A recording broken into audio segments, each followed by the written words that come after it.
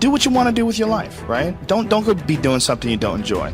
Don't do something don't get locked into, you know, a car that you can't afford and doing something crazy because you need the money. Don't do that. Do what you want to do. Do what the f is it that you really want to do? Because if someone else is doing it, you can do it, you know?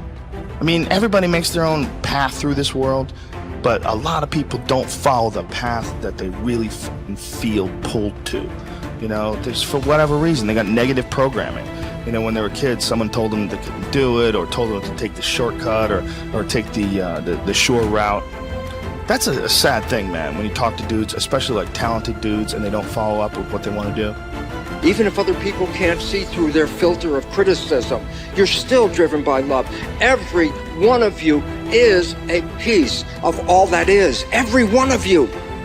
And if that critical mind comes up and says not good enough in any sense, there's a point where you have to stand back and say, that's not me. I am more than the program. And when you let go of that problem of self-criticism, you learn and experience for the first time in your life self-love. And why is this important? Because as I learned through years, I could not love the people around me until I could learn to love myself. The glory of life on this planet cannot be built by anything else in the universe than what you can do here. You are creators. Own your creativity. Own your spirit. It's not words. It's not devotion. It's a true knowledge. You are spiritual. And that is the opening of life. There are a lot of people who are biting their fingers in fear that they might lose their jobs. But there are few people who have decided within themselves, I'm going to make it. Some people aren't waiting to be cut. Some people are moving on their own because they feel within themselves, I've got what it takes to make it. They're not afraid about tomorrow because of how they see themselves, because of what they feel that they deserve, because of what they feel that they can create for themselves. Because these people have decided, as they look at the future, as they look at themselves, there's a way. Where there's a will, there's a way for me to begin to create a way out of no way. And when you have that kind of consciousness, when you have that kind of spirit, nothing can stop you. Nothing. Have you ever given much thought to the idea that the spoils in life go to the risk takers? If you'll give it some thought, I think you'll come up with the same solution I arrived at. A survey indicated that 98% of the men in the country are looking for security in their work. That is, they're mainly interested in losing themselves deep in the warm, nourishing viscera of some large corporation, which is fine. I'm not knocking it. I'm just commenting on it. But these are not, as a rule, the risk takers. They're more the play it safers. And while they can have good and successful careers all their working lives, the chances are against they're hitting the big jackpot. Now, the reason I say this is because this sort of life, as a rule, does not encourage a man to do much more than he has to do. And he'll usually spend his free time, which comes to something like 72 hours a week when he's neither working nor sleeping, in pursuits not calculated to help him get ahead in the world. Now, the man who risks his spare time writing a book, painting pictures, fiddling with inventions, continuing his education, is generally the one in this kind of milieu who will advance above his fellows. But the man who risks all of his time on a goal he wants to reach, on a dream in his heart, who stakes his livelihood and the livelihood of his family upon his own brains and the proper use of his time, and tackles the world single-handed, here's the risk-taker to whom the spoils will generally accrue. Now, I'm not talking about the impractical dreamer and stargazer. I'm talking about the man of action who gets out and raises the dust in the world. He might take some king-sized pratfalls and be snickered at by friends and relatives of a more conservative bent, but he'll usually make the grade if he stays with it, and earn their admiration, if not envy, before he's through. You know, one of the biggest factors in his favor is the size of the group he belongs to.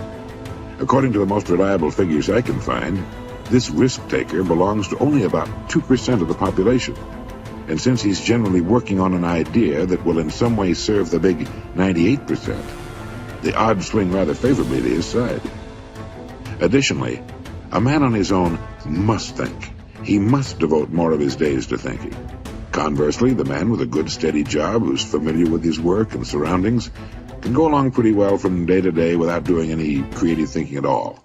And as I said, we have a tendency to do no more than we have to. Anybody who spends a good deal of his time thinking is going to come up with a good idea once in a while. The law of averages is definitely on his side.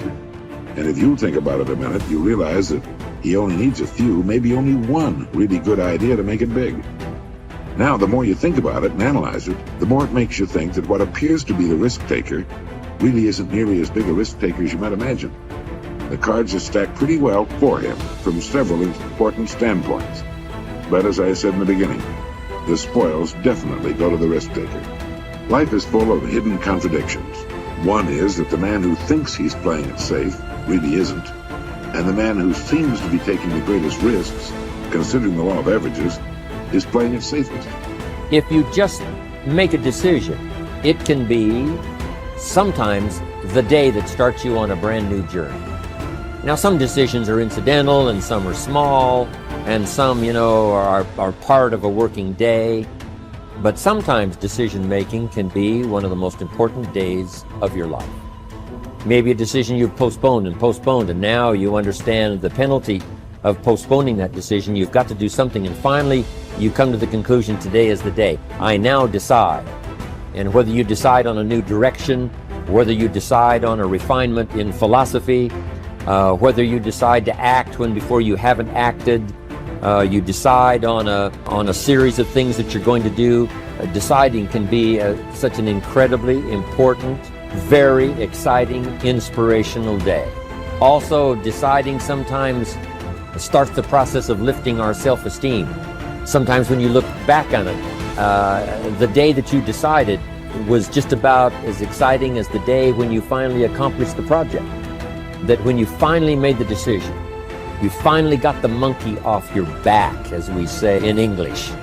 You finally, got through whatever barriers kept you from making that decision, and finally you made a decision. And now it seems like the sky is blue and the air is clear and your mind is ready. The adrenaline starts to flow, things start to happen to you from that moment of decision. So that can be an incredible source of inspiration. Now, if you don't follow through, it's not going to last all that long. If you decide and then, postpone and you decide but you still don't get to it for a week or a month or a year, soon all that energy and that source of inspiration is all dissipated. So deciding is inspiring, but not for that long. But once you decide, it can be a very powerful day. But now, of course, you must follow through.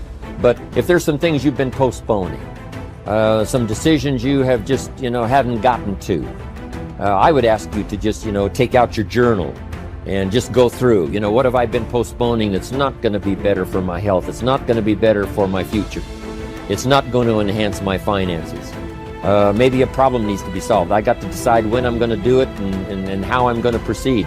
I need to get to it. I promise you, if you'll go through some of that list and start making those decisions, your inspiration will start to flow, and those could be very critically important, exciting days. Indecision is the thief of opportunity. Indecision means the door is still closed. Indecision means the opportunity waits. Indecision means what could be is postponed or may never be. And those are all the penalties of indecision. And sometimes we can't make a snap judgment. We can't decide immediately on something so important. But after a while, we must understand sometimes the heavy penalty of putting off our decision making. So, one source of inspiration, deciding. Nothing is so embarrassing as watching someone do something that you said could not be done. People who embrace possibility thinking are capable of accomplishing tasks that seem impossible because they believe in solutions. When you believe you can do something difficult and you succeed, many doors open for you. Big thinkers are specialists in creating positive, forward-looking, optimistic pictures in their own minds and in the minds of others. If you embrace possibility thinking, your dreams will go from molehill to mountain size, And because you believe in possibilities, you put yourself in position to achieve them. The winners in life think constantly in terms of I can, I will, and I am.